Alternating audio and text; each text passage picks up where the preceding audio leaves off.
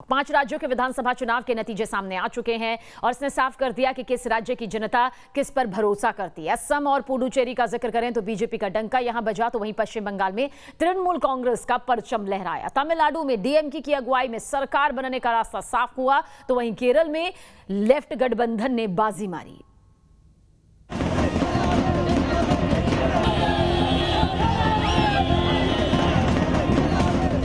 पांच राज्यों की जनता का जनादेश आ चुका है। पश्चिम बंगाल से लेकर असम और तमिलनाडु से लेकर पुडुचेरी और केरल के चुनावी नतीजों से साफ है कि कहां किसकी सरकार बनेगी। पश्चिम बंगाल में एक बार फिर तृणमूल कांग्रेस ने एक तरफा जीत हासिल की है। बंगाल चुनाव में ममता बनर्जी का जादू इस कदर चला कि इनके सामने कोई भी पार्टी और कोई भी नेता नहीं ठहर सका। बंगाल में दीदी ने अपने किले को बीजेपी की सेंधमारी से हर संभव बचा लिया।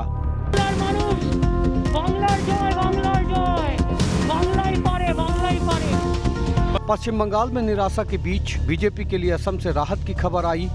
बीजेपी के अगुवाई वाला गठबंधन एक बार फिर से सत्ता में वापसी करता नजर आया। असम में बीजेपी के शानदार प्रदर्शन के बाद पीएम नरेंद्र मोदी ने ट्वीट करते हुए लिखा, असम के लोगों ने एक बार फिर एनडीए के विकासवादी एजेंडे और हमारी सरकार के जनहितैषी रिकॉर्ड को आशीर्वाद दिया है। मैं असम के लोगों को आशीर्वाद के लिए धन्यवाद देता हूं। मैं एनडीए के कार्यकर्ताओं की कड़ी मेहनत, लोगों की अथक सेवा की सराहना करता हूं।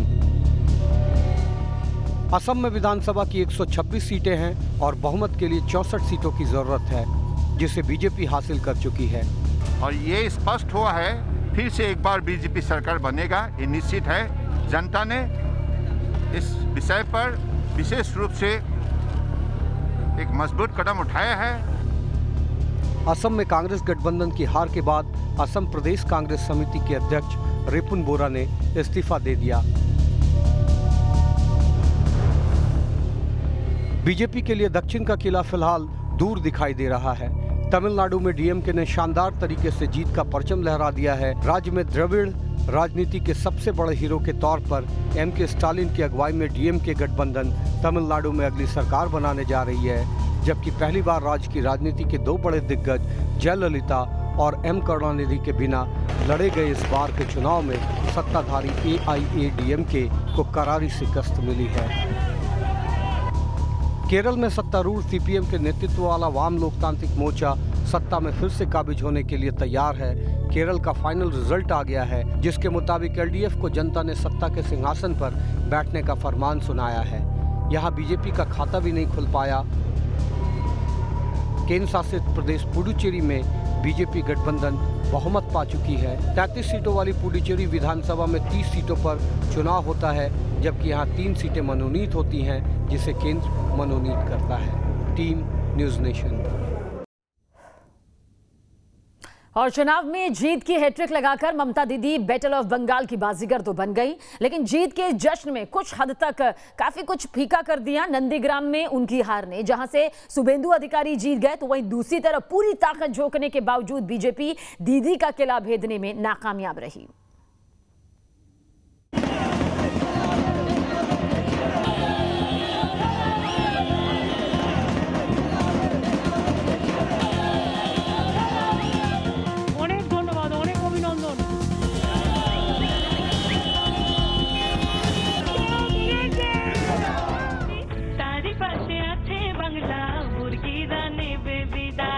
जिस नंदीग्राम में दीदी ने सबसे ज्यादा जोर लगाया, जो नंदीग्राम दीदी के लिए प्रतिष्ठा का प्रश्न बना हुआ था, उस नंदीग्राम में दीदी बीजेपी के शुभेंदु अधिकारी से हार गई।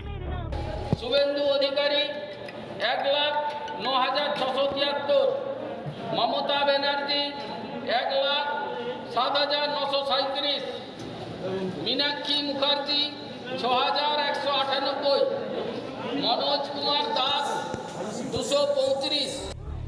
लेकिन नंदीग्राम में अपनी इस हार के बावजूद ममता दीदी पूरे बंगाल को जीतकर बैटल ऑफ बंगाल की बाजीगर बन गई।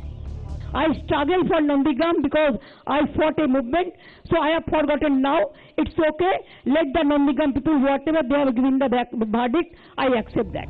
बंगाल में कमल खिलाने के लिए बीजेपी ने पूरी ताकत लगा दी थी। चुनाव कैंपेन की शुरुआत में ही बीजेपी ने नारा दिया था, अब की बार 200 पार, लेकिन नतीजों में बीजेपी 100 का आंकड़ा भी नहीं छू पाई। बंगाल चुनाव के दौरान प्रधानमंत्री नरेंद्र मोदी ने कुल 21 रैलियां की।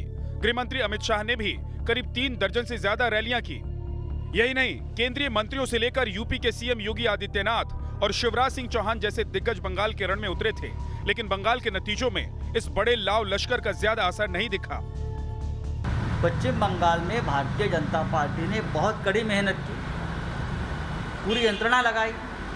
पूरे देश भर से कार्यकर्ता, पदाधिकारी, मुख्यमंत्री, केंद्रीय मंत्री, सेंट्रल एजेंसी सबको काम को लगाया। फिर भी सबके ऊपर ममता, ओ ममता दीदी, ओ दीदी, दीदी भारी पड़ी। कई राजनीतिक जानकार तो ये भी मानते हैं कि बैटल ऑफ बंगाल में बीजेपी का सीएम कैंडिडेट डिक्लेयर न होना भी पार्टी के खिलाफ गया। चुनाव भले ही पीएम मोदी के नेतृत्व में लड़ा गया, लेकिन ममता के मुकाबले सीएम पद का मजबूत चेहरा सामने न होने की वजह से वोटर्स असमंजस में रहे और इसका फायदा टीएमसी को मिला। देखिए, जाहिर सी बात है, ये तो एक कारण है कि बीजेपी का कोई चीफ मिनिस्टरियल कैंडिडेट नहीं था और शायद इसी के लिए बीजेपी जो आम आदमी का जो विश्वास है वो जीत नहीं पाई। और ममता बनर्जी 10 साल से राज कर रही थी, वो बहुत सारे काम अच्छे किए हैं जिसके फल उनको मिला है। और लास्ट मोमेंट में जो स्वास्थ्य साथी कार्ड था, जो हेल्थ कार्ड था, हर इंसान को दिया गया है, हर परिवार के अंदर दिया गया है। पूरे चुनाव में ममता के लिए ये 5 फैक्टर्स बेहद अहम रहे। पूरे 8 फेज के दौरान ममता की चोट से लेकर उनके गोत्र तक की चर्चा सुर्खियों में रही। चुनावी मंचों पर ममता का मंत्रोच्चार भी पूरे कैंपेन में छाया रहा। ममता के साथ मुसलमानों का एम फैक्टर भी उनके साथ साए की तरह खड़ा रहा और बाकी रही सही कसर कोरोना ने पूरी कर दी। व्हीलचेयर पर ममता का ये चुनावी अवतार विरोधियों को शुरुआत से ही परेशान कर रहा था, क्योंकि पहले तो ममता ने पैर में लगी चोट को बीजेपी की साजिश करार दिया और फिर चुनावी कैंपेन में जब उन्होंने व्हीलचेयर पर बैठकर वापसी की तो अपनी चोट को सहानुभूति का शस्त्र बना डाला। चोटिल होने के बावजूद न तो दीदी की रैलियां कम हुई और न कार्यक्रम। पूरे चुनावी कैंपेन में ममता ने अपनी व्हीलचेयर का साथ नहीं छोड़ा। चोट से वोट मिला तो चुनावी सभाओं में ममता का गोत्र गेम चेंजर साबित हुआ। रही बात जय श्री राम के नारे से परेशानी की तो ममता ने इसका काट भी ढूंढ निकाला। ओम जयंती मंगलाकाली भक्तकाली कपालिनी दुर्गा शिवा क्षमा धात्री सदा सदा नमोस्तुते मधुकैटमो विद्यां विविधांति परदे नमो। अलग अलग मंचों पर ममता का ये मंत्रोच्चार विरोधियों को करारा जवाब था। मुस्लिम तुष्टीकरण पर ममता बीजेपी का वार झेल रही थी और लगे हाथ ब्राह्मण की बेटी के तौर पर अपने हिंदुत्व की परिभाषा भी पेश कर रही थी। बंगाली बनाम बाहरी का नारा तो वो चुनाव में पहले दिन से ही देती आ रही थी।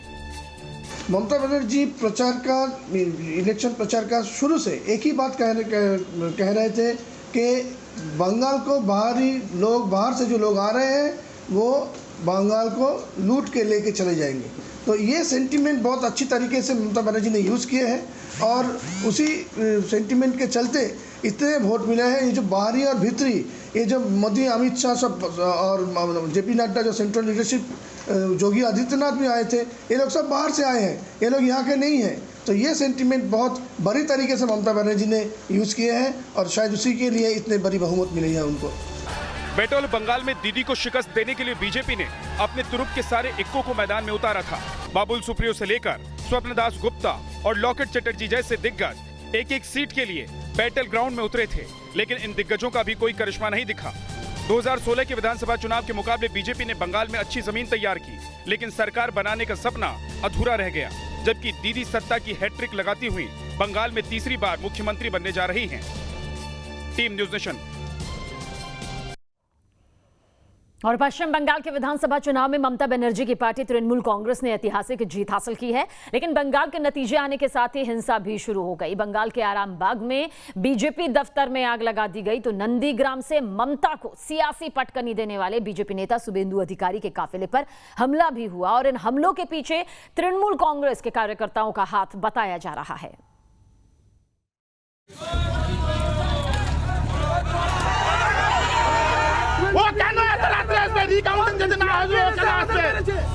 बंगाल की सत्ता में तृणमूल कांग्रेस की वापसी तय क्या हुई, इसके चंद घंटों के बाद ही कई इलाकों में हिंसा का तांडव शुरू हो गया।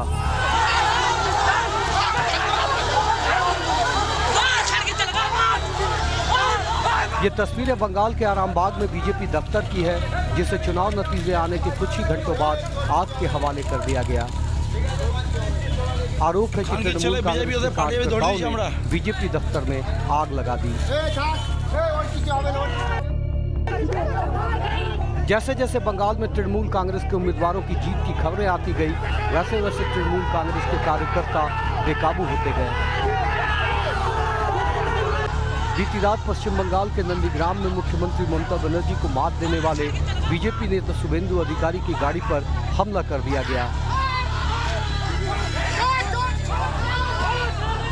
आरोप है कि नंदीग्राम में नतीजे की घोषणा के बाद गुस्साए टीएमसी समर्थकों ने हल्दिया में शुभेंदु अधिकारी के काफिले पर पथराव किया। हालात ऐसे हो गए कि बड़ी संख्या में मौके पर पुलिस अधिकारी पहुंचे, तब कहीं जाकर बवाल थम सका। बंगाल के नॉर्थ 24 परगना के बारानगर में यह बीजेपी दफ्तर है, जहां चुनाव नतीजों की घोषणा के साथ ही जबरदस्त तोड़फोड़ किया गया। आरोप है कि तृणमूल कांग्रेस के कार्यकर्ताओं ने अचानक यहां बीजेपी दफ्तर पर हमला कर दिया और कार से लेकर कुर्सियों तक को अपना निशाना बनाया। दफ्तर के अंदर घुसकर तृणमूल कांग्रेस के कार्यकर्ताओं ने जमकर उत्पात मचाया। जगह जगह बीजेपी उम्मीदवारों पर तृणमूल कांग्रेस के कार्यकर्ताओं ने हमला बोला। तस्वीरें नाटाबारी के बीजेपी उम्मीदवार के कार की है, जिस पर पथराव किया गया।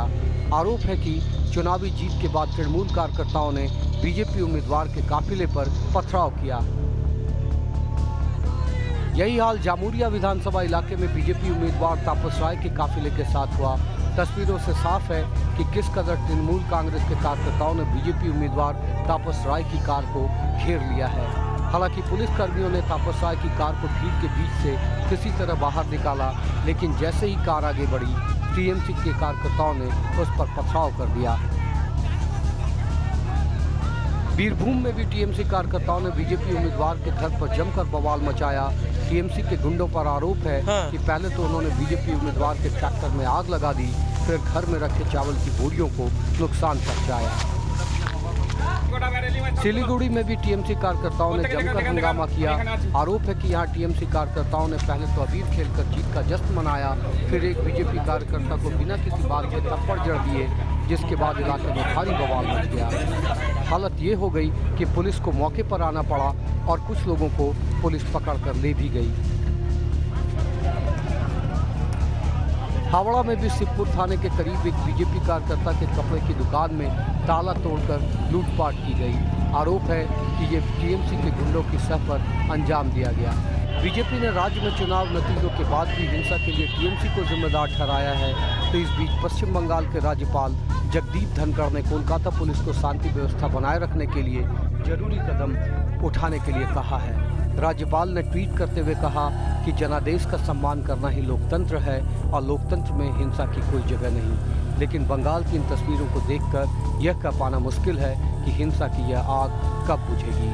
Team news nation.